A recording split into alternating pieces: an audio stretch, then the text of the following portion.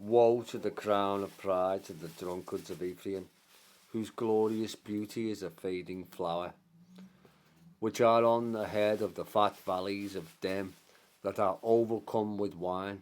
Behold, the Lord is a mighty and strong one, which has a tempest of hail and a destroying storm, as a flood of mighty waters overflowing, shall cast down to the earth with a hand the crown of pride.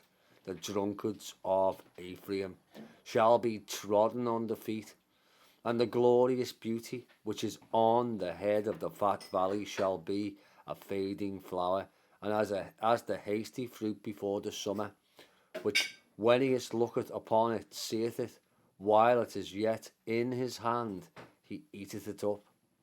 In that day shall the Lord of hosts be for a crown of glory, and for a diadem of beauty unto the residue of his people, for the remnant, But they also have erred through wine, and through strong drink are out of the way. The priest and the prophet have erred through strong drink, through pride. They are swallowed up wine.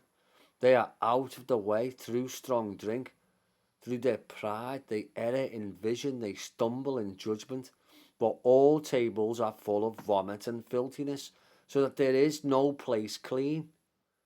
Whom shall he teach knowledge, and whom shall he make to understand doctrine? Them that are weaned from the milk and drawn from the breasts. For precept upon precept, precept upon precept, line upon line, line upon line, here a little and there a little. For with a stammering lips and another tongue will he speak to this people, to whom he said, this is the rest which ye may cause the weary to rest, and this is the refreshing. Yet they would not hear, but the word of Jehovah was unto them, precept upon precept, precept upon precept, line upon line, line upon line, here a little and there a little, that they might go and fall backward and be broken and snared and taken. This are all you churches. This is Ephraim. This is the entire Western world. This is the Commonwealth countries. This is all you people who are going to church. There's going to be a wrath come down from the Father for you guys. And you need to come out of here, my people, before it's too late. Before the seals come, before the trumpets are blowing. Get out now while you can. Wake up and live. Wherefore hear ye the word of Jehovah, ye scornful men that rule this people, which is in Jerusalem. Because ye have said, we have made a covenant with death, and with hell are we at agreement. When the overflowing scourge shall pass through, it shall not come unto us, for we have made lies our refuge, and under falsehood have we hid ourselves. Therefore thus saith Jehovah God, behold, I lay in Zion for a foundation of stone, a tried stone, a precious cornerstone, a sure foundation. He that believeth shall not make haste. Judgment also will I lay to the line, and righteousness to the plummet. And the hail shall sweep away the refuge of lies, and the waters shall overflow the hiding places, and your covenant with death shall be disannulled, and your agreement with hell shall not stand. When the overflowing scourge shall pass through, then ye shall be trodden down by it. From the time that it goeth forth, it shall take you, for morning by morning shall it pass over, by day and by night, and it shall be a vexation only to understand the report.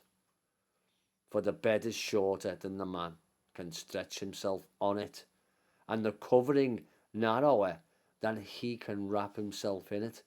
For the Lord shall rise up as a Mount Perazim.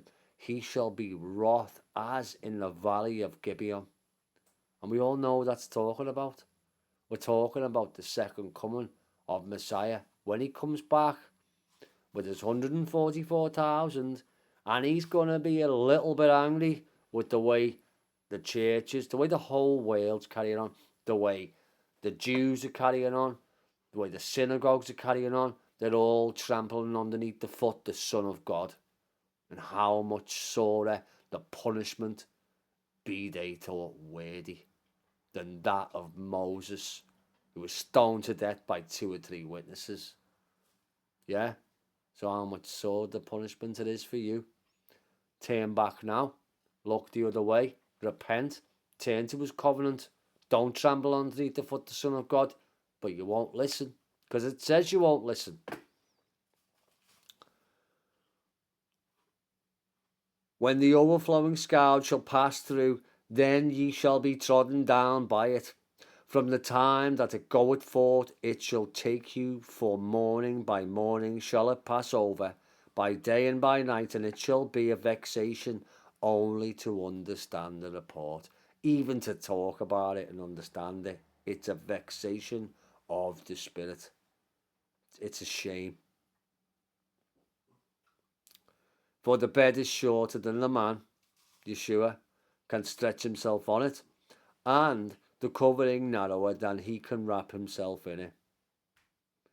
For the Lord shall rise up as in Mount Perazim, he shall be wroth as in the valley of Gibeon, that he may do his work, his strange work, and bring to pass his act, his strange act. Now therefore, be ye not mockers, lest your bands be made strong. For I have heard from the Lord Jehovah of hosts a consumption, even determined upon the whole earth. The whole earth. Hear that and know it.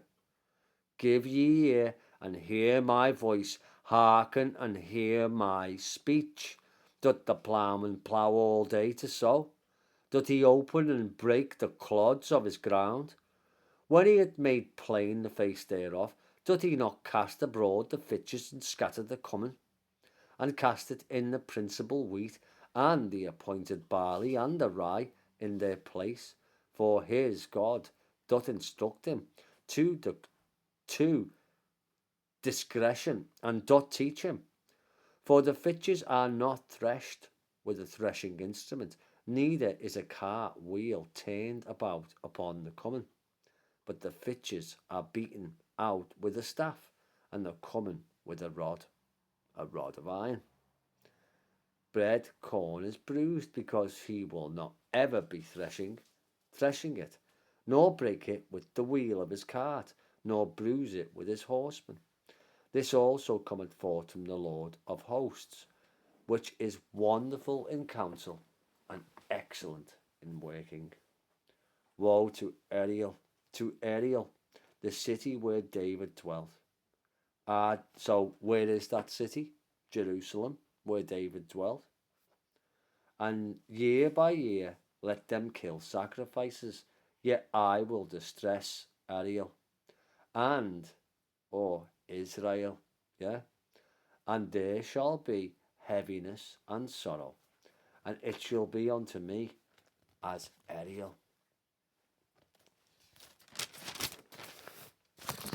And I will camp against thee round about, and I will lay siege against thee, a mount, a nation, and I will raise forts against thee, many governors. And thou shalt be brought down, and shalt speak out of the ground, and thy speech shall be low out of the dust, and thy voice shall be as of one that hath a familiar spirit, out of the ground, and thy speech shall whisper out of the dust. So what's that saying? Out of the ground, and thy speech shall whisper out of the dust. It's going to tell you anyone that's an Ariel, Israel, is going to be lying in the dust and speaking out of the ground. Moreover, the multitude of thy strangers shall be like small dust, and the multitude of the terrible ones shall be as chaff that pass away. Yea, it shall be at an instant suddenly, an instant suddenly, in 1 hour,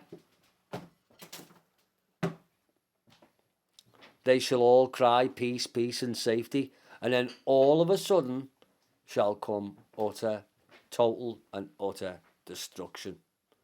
And what are they all calling themselves now? Not the UN anymore. No, the Council of Peace, Peace and Safety. The man who's just fought more wars in 1 year has just won the Nobel Peace Prize, and he's the leader of the Council of Peace. Peace, peace, peace and safety, they say. Then all of a sudden comes total utter destruction. You see prophecies being fulfilled, and there's not much time left.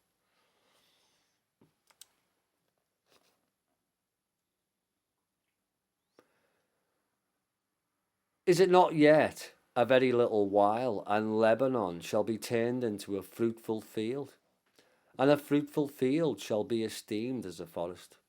And in that day shall the deaf hear the words of the book, and the eyes of the blind shall see out of obscurity, and out of darkness shall see out. The meek also shall increase their joy in Jehovah, and the poor among men shall rejoice in the Holy One of Israel. For the terrible one is brought to naught, and the scorner is consumed, and all that watch for iniquity are cut off. That maketh a man an offender for a word, and lay a snare for him that reproveth in the gate. The ones who teach blessed are the feet that skip across the mountains, that bring forth the gospel of peace, the gospel of truth, the gospel of Messiah, who bring forth the liberty that we have in Yeshua Messiah, as Paul says, and go against those who try to bring us back to the beggarly elements of bondage. Galatians. This is what we're talking about here. That make man an offender for a word, and lay snare for him that reproveth in the gate. The ones who stand in the gate, the ones that preach the word of truth. Straight is the gate.